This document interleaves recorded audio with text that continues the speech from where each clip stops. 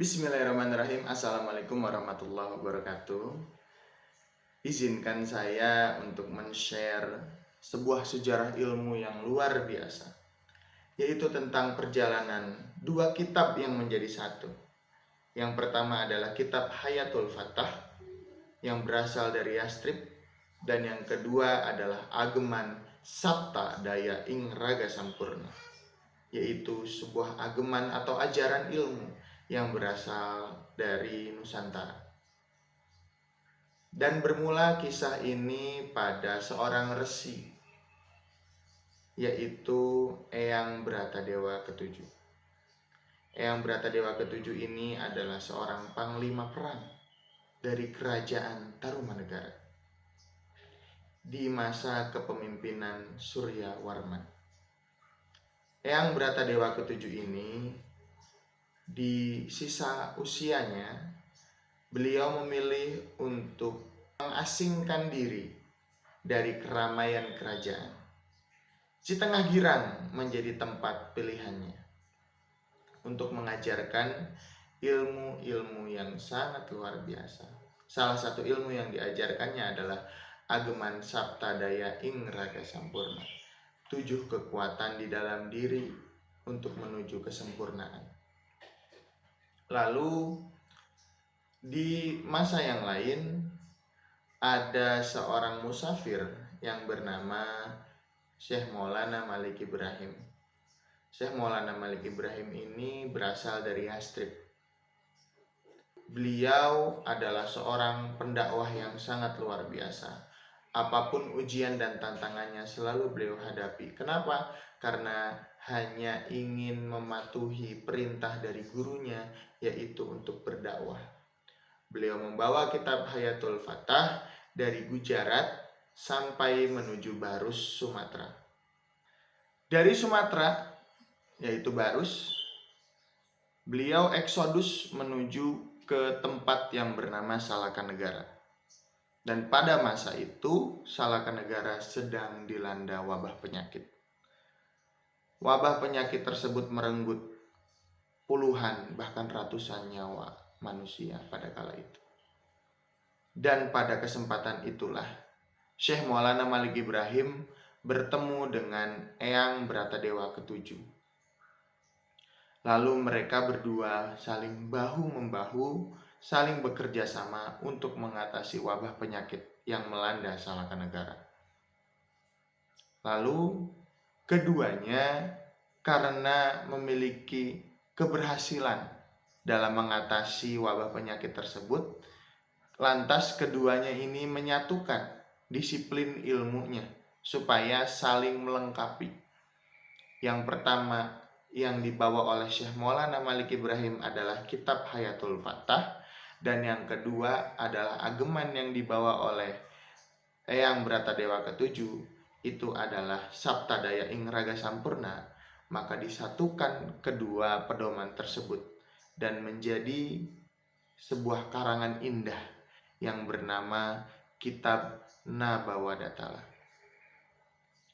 Lalu pada generasi kedua, yaitu Eyang Aji Putih, beliau adalah raja dari kerajaan Tembong Agung. Lalu beliau merevisi kembali kitab Nabawadatala sehingga kitab tersebut dirubah namanya menjadi Buk Cipaku atau Babad Dharmaraja. Lalu Babad Dharmaraja atau Buk Cipaku tersebut turun ke seorang yang sangat luar biasa, yaitu seorang raja bernama Eyang Prabu Tajimalela. Dan kitab tersebut direvisi kembali sehingga kitab tersebut dirubah namanya menjadi Ilmu Kasumedangan atau Insun Medal, Insun Madangan.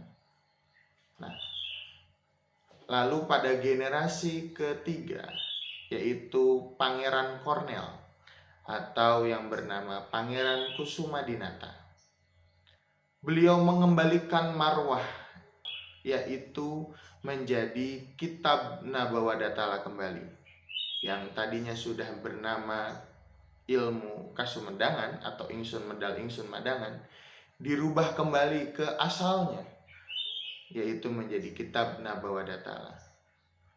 Pada sepeninggal Pangeran Cornell, kitab Nabawadatala ini dititipkan kepada tabib kerajaan yang bernama Eyang Eleng atau biasa disebut Buyut Eleng.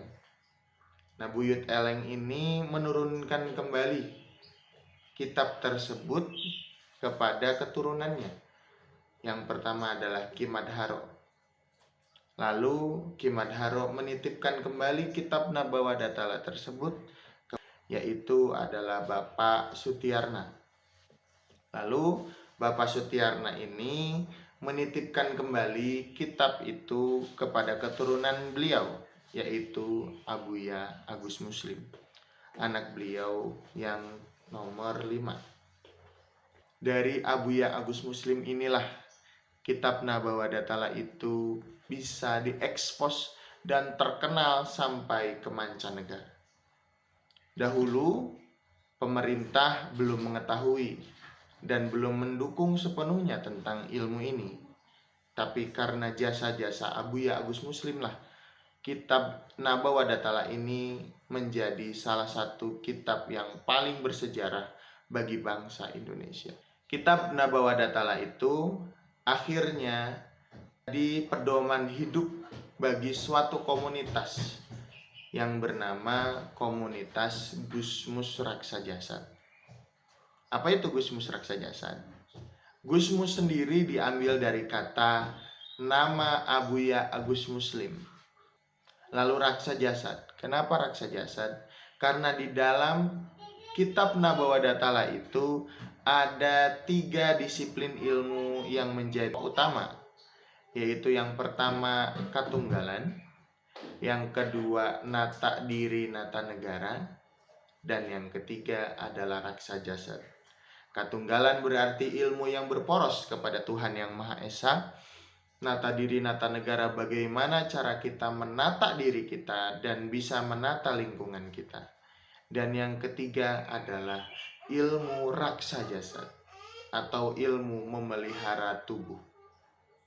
Bahwa Gusmusnya dari Abuya Agus Muslim, Raksa Jasadnya adalah nama dari salah satu ilmu yang ada di kitab Nabawadatala. Pada tahun 1995 Buya mempelajari kitab Nabawadatala ini, dan pada tahun 1997 Buya mulai mengekspos kitab ini ke masyarakat dan halayak umum. Sehingga pada era sekarang, GM atau kitab Nabawadatala atau kitab Kabuyutan Nabawadatala ini menjadi pedoman bagi para terapis GM yang sudah tersebar ke berbagai negara.